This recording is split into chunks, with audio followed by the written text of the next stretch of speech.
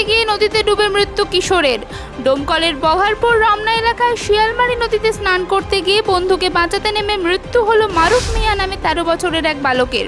রবিবার দুপুরে ঘটে এই মর্মান্তিক ঘটনা।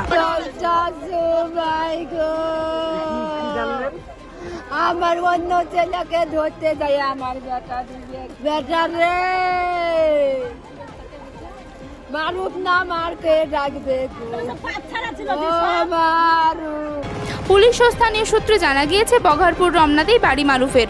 6ষ্ঠ শ্রেণীর ছাত্র সে। এদিন দুপুরে প্রতিবেশী দুই বন্ধুর সঙ্গে নদীতে স্নান করতে যায়। বাকিরা সাঁতার না জানলেও মারুফ ভালো সাঁতার জানত। খেলতে খেলতে হঠাৎই দেখে দুই বন্ধু তলিয়ে যাচ্ছে।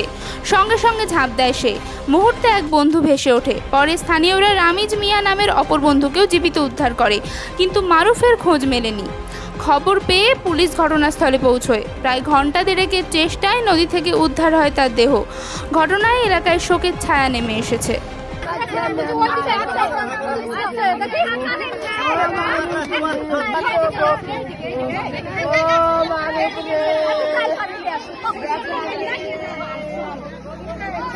বারোটার সময় 12:30টার সময় শুনতে পাওয়া গেছে।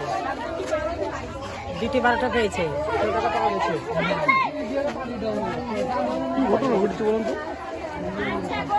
ওই চান করতে যা ধরেন ডুবে গেছে বাচ্চাটা।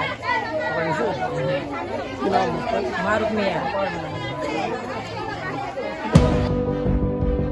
হাঁটু নিয়ে যন্ত্রণা আর নেই ভাবনা, আপনার শহরে হাজির উপাসনা। এখন সফলভাবে হাঁটুর প্রতিস্থাপন ডোমকলে উপাসনা হাসপাতালে। উন্নত চিকিৎসার একটাই ঠিকানা, উপাসনা। সুনিতা, মুর্শিদাবাদের সর্বকালের সেরা এবং ঐতিহাসিক বস্ত্র প্রতিষ্ঠান।